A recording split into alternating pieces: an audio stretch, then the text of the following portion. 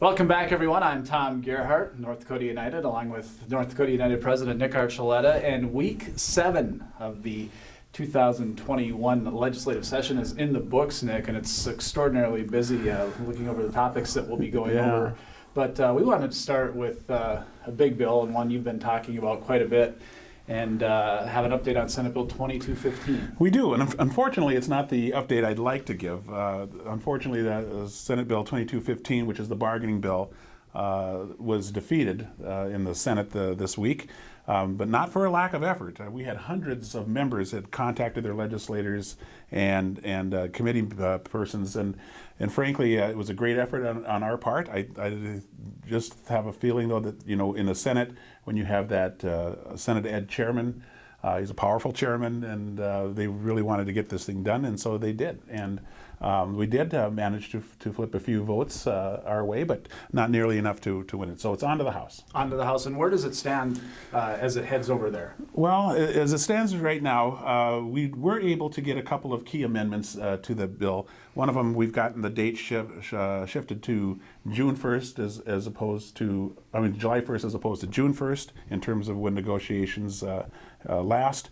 And then the other one, we ended up getting rid of the emergency clause, which would have caused that to go into effect for this bargaining year. And since the bargaining year for some people has already started, others are yet to start, we didn't think that would be a very fair deal. So it will be at least a year before this law goes into effect.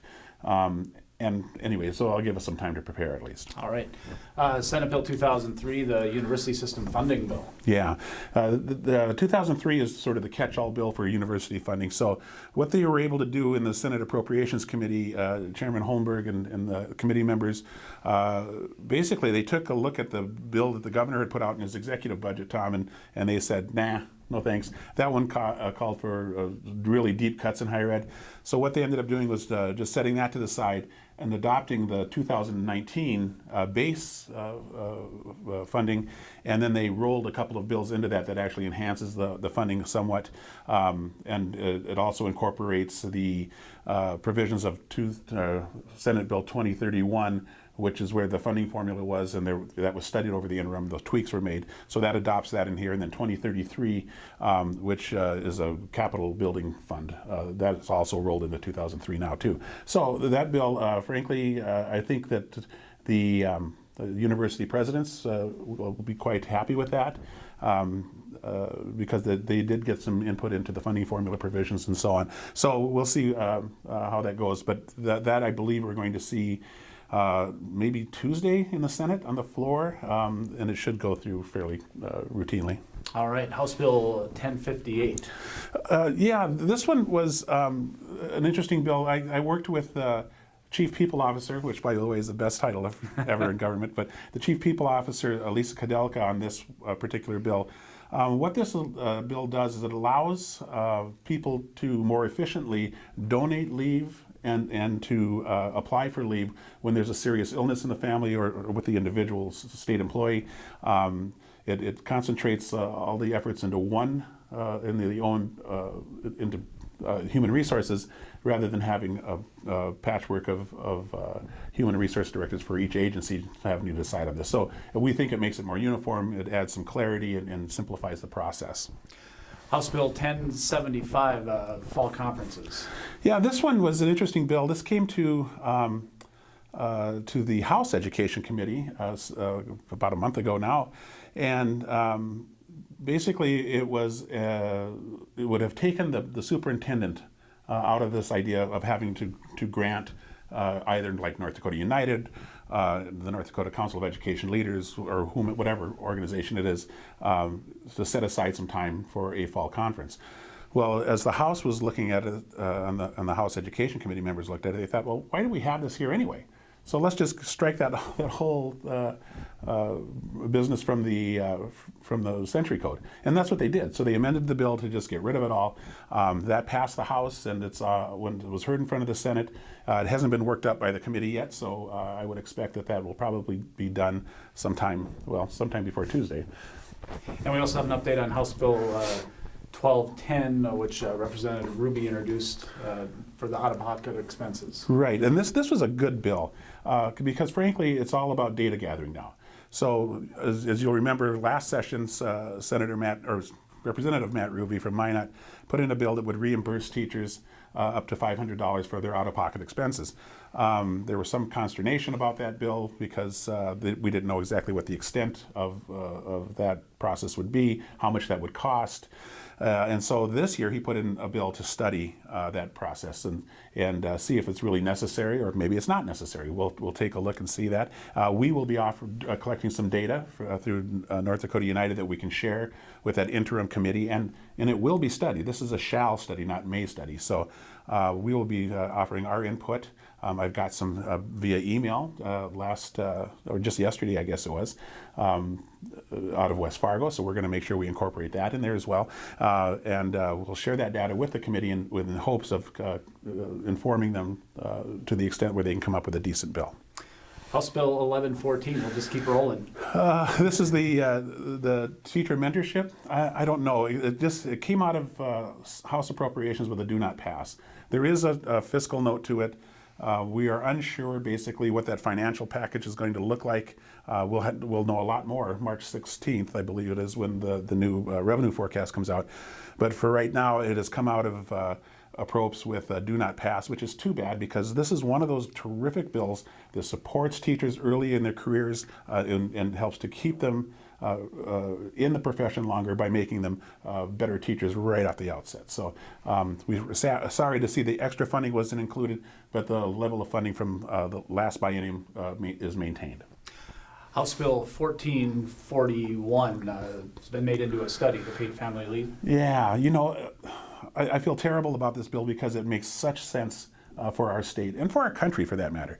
But we could have really been a leader in this. So what that would have done is it would have provided paid family leave up to 60% of your earnings, your salary, should you have to leave to take care of yourself or a loved one in your family, a bond with a child that you're adopting or that you had, or that you're caring for in foster care. So it's a great bill. It didn't sit well with some members, but rather than just kill it outright, they turned it into a study, and I think that's probably a good thing for right now because I'm just confident that the data that they're going to get in this study is going to point to the need to have paid family leave in the state of North Dakota. Another bill that's been turned into a study, House Bill 1413.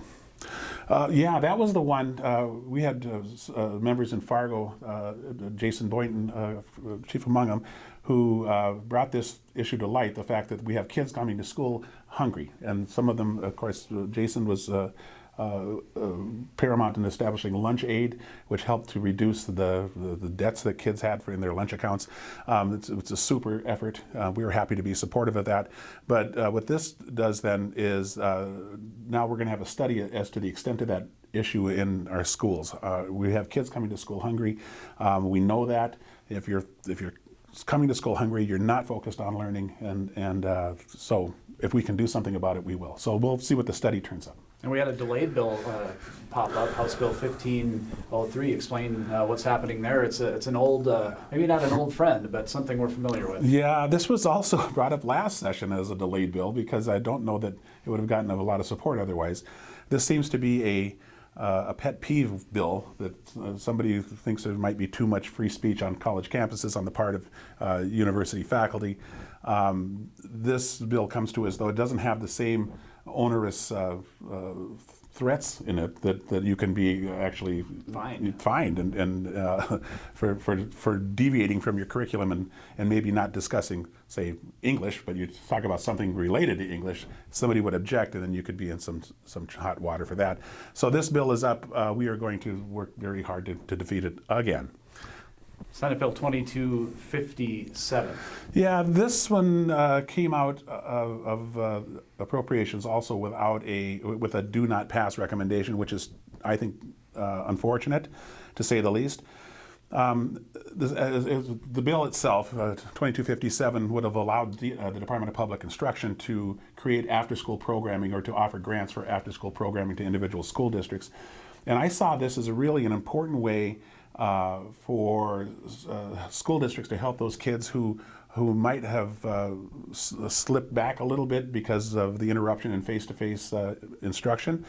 By beefing up the after-school programming and the summer school programming and maybe the summer academies, we can reach out to these kids whom we know are in need and not have to, say, extend the school year or things like that. So I was sad to see it come out with a do not pass, but it hasn't been voted on yet. So we'll see.